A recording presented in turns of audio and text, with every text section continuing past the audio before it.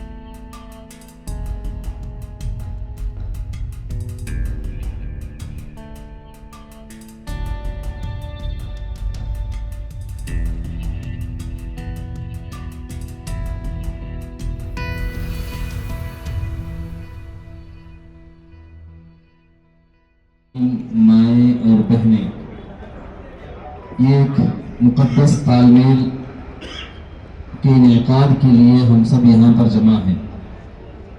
جیسے کہ ہمارے بڑے بھائی صاحب نے بتایا کہ 147واں یہ دو بدو پروگرام ہے۔ تقریباً 30 سال کے عرصے سے اس طرح کے پروگرام منعقد کیے جا رہے ہیں۔ ایک راستہ، ایک بہترین انتخاب کی شکل میں جو ہے یہاں پر عاقدین کو، اولیاء عاقدین کو جمع کیا جا رہا ہے اور وعظ و نصیحت کے ذریعے ذہن سازی کی کوشش کی جا رہی ہے۔ حضرت مولانا عاقل صاحب نور اللہ مرقدہ اپنے اکثر بیان میں فرمایا کرتے تھے کہ شادی کرنے کے لیے 3 نقطے نکال دینا، شین کو سین کر دینا، شادی سادی ہونی چاہیے، اور حدیث مبارکہ میں ہے وہ نکاح سب سے برکت والا نکاح ہے جس میں خرچ کم سے کم ہو۔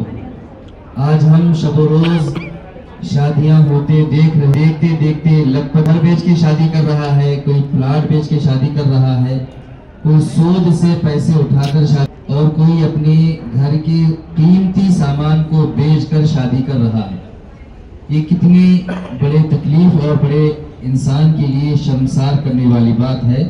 رسول اللہ صلی اللہ علیہ وسلم کے ہم نام لیوا ہیں، اور آپ صلی اللہ علیہ وسلم نے ہمیں زندگی گزارنے کے جو بہترین اصول اور بہترین طریقے بتائے ہیں ان میں سے ایک نکاح بھی ہے. نکاح عبادت ہے اور اس سے ہٹ کر جو بھی رسومات ہمارے پاس رائج ہیں اکثر و بیشتر ہمارے برادران وطن کی طرف سے آئے ہوئے ہیں. برادران وطن میں کیا ہوتا ہے؟ کنیا دان. دان کے معنی خیرات، کہ اپنی بیٹی کو جب کسی کے نکاح میں دیتے ہیں، شادی کرتے ہیں تو اسے خیرات کر دیتے ہیں. اب خیرات مطلب یہ آخری ہے، اس کے بعد اس کو کچھ دینا نہیں ہے. یہ سمجھ کر ان لوگ جو ہے جو بھی ان کے پاس میسر ہوتا ہے حسب استطاعت مال و اسباب دے کر ودا کر دیتے ہیں. یہ پروپیگنڈا آج ہمارے معاشرے میں اتنا رچ اور بس گیا ہے کہ لڑکی والے جیسے جیسے لڑکی ان کی بڑی ہوتی ہے، قریب البلوغ ہوتی ہے، ان کے متوسط طبقہ بہت زیادہ متاثر ہے، غربا کا تو بہت ہی برا حال ہے. امیر حضرات کافی حد تک اس کا مقابلہ اور سامنا کر رہے ہیں. تو یہ شادی کا جو معاملہ ہوتا ہے، فضول خرچی کا معاملہ اور اس کے ساتھ جو رسومات ہوتے ہیں، اس کا اصلاح ہے. اللہ کے حبیب صلی اللہ علیہ وسلم نے ارشاد فرمایا کہ انسان جو زندگی گزار رہا ہے اس کو اپنی زندگی کے بارے میں جب تک 5 سوالات کے جوابات نہیں دے گا، حشر کے میدان سے اس کا قدم آگے نہیں بڑھے گا. جن میں سے ایک یہ بھی ہے آیا اور کہاں خرچ کیا. آج آئے دن اخبارات میں ہم سنتے ہیں، 2-4 دن کی بات ہے کہ ایک بھائی نے اپنی بہن کی شادی میں کروڑوں ڈالر اڑا دیے. پیسے سنوارتا گیا، ناچنے والوں پر وارتا گیا اور اس کے دوست و احباب جو خوشی منا رہے تھے ان کے پر اڑاتا گیا. تو یہ ٹوٹل بے شرمی اور بے حیائی والی بات ہے. انسان اگر سوچے میں فخر کر رہا ہوں تو یہ فخر والی چیز نہیں ہے. اللہ تبارک و تعالیٰ نے اپنے کلام پاک میں ارشاد فرمایا ان اکرمکم عند اللہ اتقاکم. تم میں سب سے زیادہ معزز اور فخر والا شخص وہ ہے جو اللہ سے سب سے زیادہ ڈرتا ہے. جیسا کہ ہمارے ماحول کے اندر جو شیطان نے جو راستے اور جو خواہشات نے جو اصول بنا دیے ہیں، ان اصولات کو چھوڑ کر ہمیں ایک مثبت انداز سے آگے بڑھنا ہے اور اللہ اس کے رسول صلی اللہ علیہ وسلم کی رضامندی کے جو اصول بتائے گئے ہیں ان اصول پر چلنا ہے اور نہایت ہی سادگی سے شادی کرنا ہے.